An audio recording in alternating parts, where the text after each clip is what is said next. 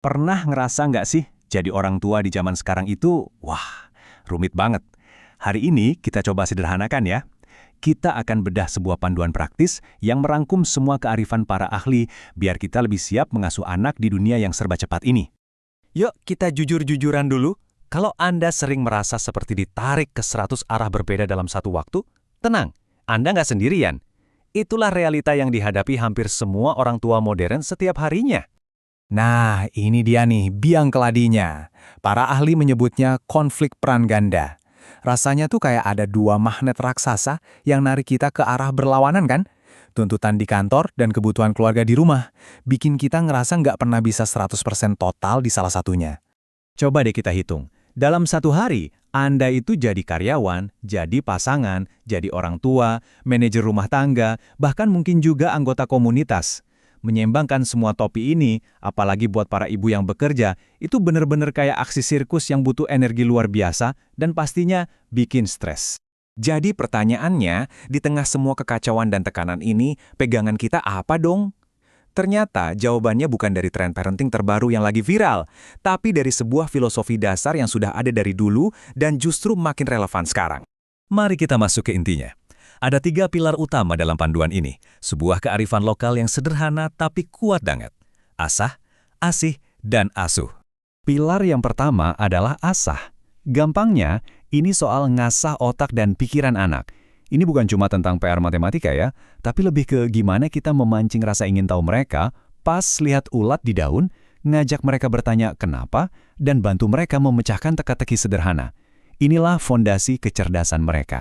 Pilar kedua, asih. Nah, kalau ini urusannya sama hati. Ini tentang menciptakan kehangatan emosional. Apakah anak merasa aman untuk jadi diri mereka sendiri, bahkan saat mereka melakukan kesalahan?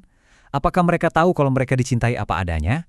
Pelukan, pujian, dan validasi perasaan itu adalah bahan bakar utama untuk membangun kepercayaan diri mereka seumur hidup. Dan yang terakhir, asuh. Ini adalah pilar yang merawat tubuh. Kebutuhan yang paling fundamental, makanan bergizi, istirahat yang cukup, lingkungan yang bersih dan aman. Logikanya sederhana kan?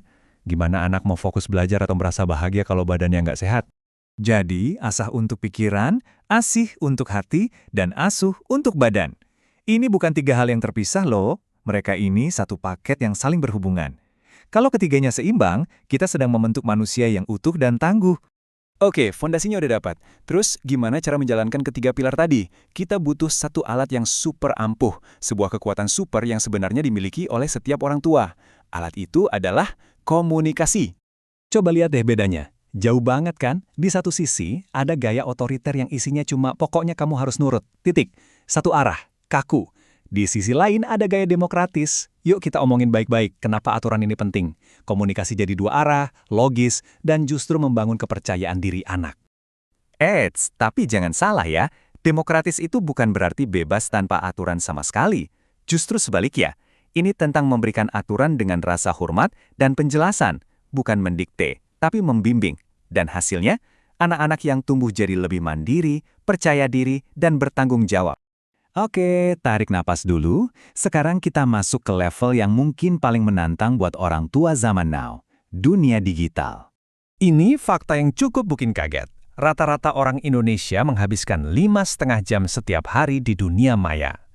Ini bukan lagi dunia orang dewasa aja. Ini adalah taman bermain dan ruang kelas tempat anak-anak kita tumbuh besar. Tentu, konektivitas tanpa henti ini ada plus minusnya. Ada risiko nyata yang perlu kita waspadai. Mulai dari masalah fisik kayak jadi kurang gerak, sampai tantangan sosial dan emosional seperti cyberbullying, penipuan, atau bahkan rasa cemas. Jadi, solusinya gimana? Apa gadgetnya kita sita semua? Wah, itu sama aja kayak ngelawan arus, susah menangnya.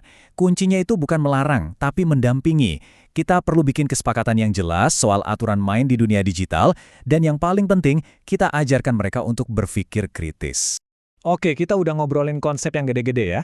Sekarang, sebagai penutup, saya mau kasih satu life hack super praktis yang bisa langsung Anda coba di rumah. Cara jitu buat mengatasi mainan yang berantakan, sekaligus bikin mainan lama jadi seru lagi. Namanya sistem rotasi mainan. Caranya gampang banget, cuma 3 langkah. Pertama, pilah semua mainan. Yang rusak buang, yang udah nggak sesuai umur, donasikan. Kedua, kelompokkan sisanya berdasarkan jenisnya.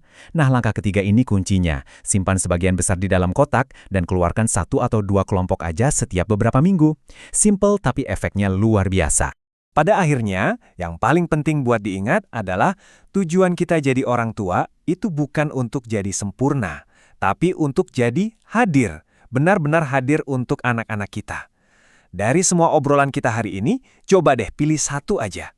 Apa satu perubahan kecil yang mau Anda coba lakukan minggu ini?